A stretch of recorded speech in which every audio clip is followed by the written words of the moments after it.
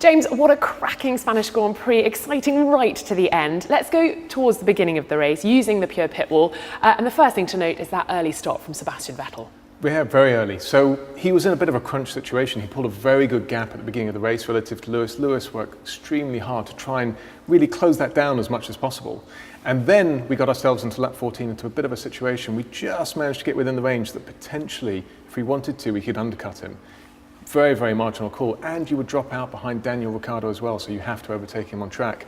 And what we thought at the time is, let's try and create a little bit of pressure, see if we can bring Vettel in. So we used wording with Lewis, make sure he was pushing as hard as he could, close the gap up to it, in the hope really that Ferrari reacted to that.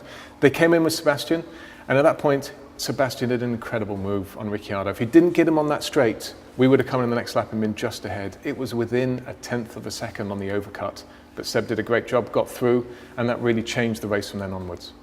Once Sebastian had cleared Daniel Ricciardo, he then came up behind Valtteri. How important was the role that Valtteri played in the race? It was very significant. You saw in this race that it was tenths or hundredths even that separated Lewis and Vettel after the stop. So everything added up on the way through. And Valtteri did a great job. He was able to sustain Sebastian behind him for a few laps, which allowed Lewis really to maximise his opportunity on that offset strategy. And for Valtteri, we're considering doing a one-stop for him, because in his own right, he could have been racing Sebastian towards the end of the race. He was by himself in third. He wasn't under pressure from Daniel Ricciardo, so he did a great job, a really fantastic job, and did contribute towards the win on Sunday. We see Lewis coming in to stop here and Daniel Ricciardo taking on the medium as well. Not many people taking the medium for the second stint. What led you to take that decision? The medium tyre was quite a bit offset in performance relative to the soft tyre, but you have to run it. You have to run both compounds in the race under the regulations. Once we'd missed that overcut range with Sebastian, the next opportunity became at the end of the race. If I took the same tyres as Sebastian, I can never create enough delta in order to be able to overtake later on. So taking the medium tyre was really a no-brainer at that point in time. We need to offset ourselves. We need to create opportunity to win the race. The same tyres simply would not have created that. We can see here on the pure pit wall the virtual safety car. A lot of teams bringing their drivers in early on during that window, but you waited. Why was that? Virtual safety cars are quite different to safety cars, in as much as with a virtual safety car, the gaps never change. So it doesn't matter whether you pit on the first lap or the second lap or even the third lap, as you saw in that circumstance, because you'll still end up in the same position. However, what does make a difference is if I pitted straight away, as these other teams did, Sebastian could have reacted the very next lap. And it's a stalemate. He's already got me at that point in time. We're still going to be 7 seconds to 8 seconds behind him on track, but we'll now be on the soft tyre, which is going to be a little bit difficult to get back to the end of the race and overtake him as well at the same time. The Nirvana situation here is we're able to stop and he isn't. So you have to force that sort of situation. You have to try and predict when that virtual safety car is going to end and maximise that opportunity.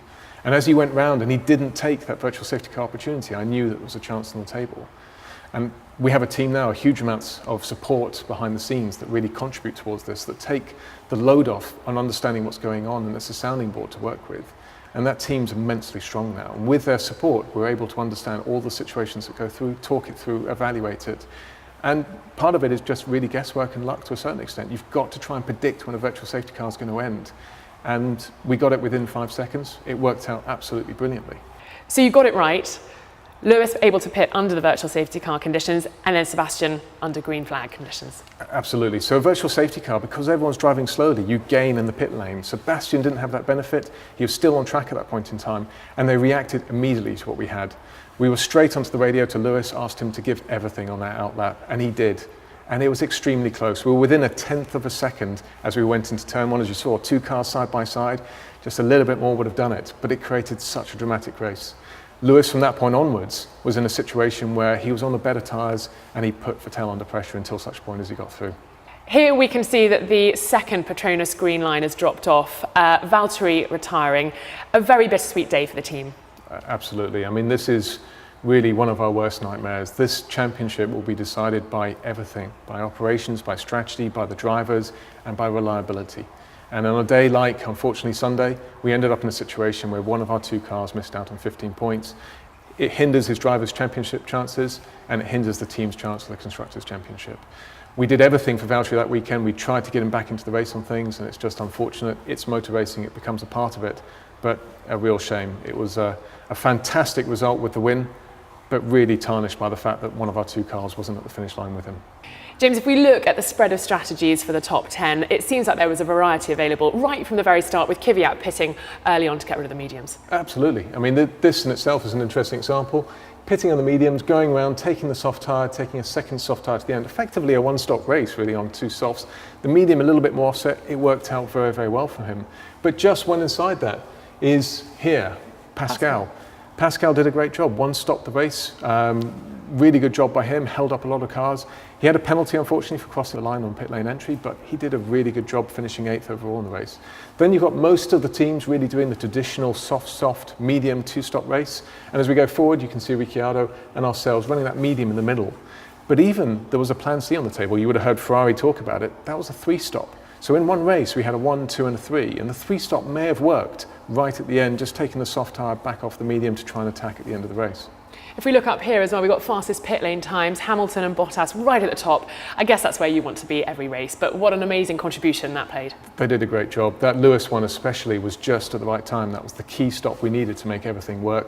The boys did a really good job again in the pit lane. Valtteri just behind, and their work and consistency is paying off. They practice so much across a race weekend, 50 to 100 times. They're just practicing their job, and that's the result of it. And if we look down in the bottom right-hand corner, total overtakes for a year when people are expecting no overtakes. We got 36 in total, 18 with DRS and 2 for the lead, James. Absolutely. So the interesting thing here, we were worried about overtaking to a certain extent, as we discussed before, less so for myself. When you get a little bit of tyre degradation in the right conditions, you get overtaking. Now the DRS zone was extended just a little bit for this event. The effects were positive overall for me. It just led to a little bit more overtaking. But the fact is, what you saw there, especially with Sebastian against Ricciardo, Lewis against Vettel, that's proper overtaking. That was real commitment and a great job by both of them. What a great race, James. Thanks so much. Thank you.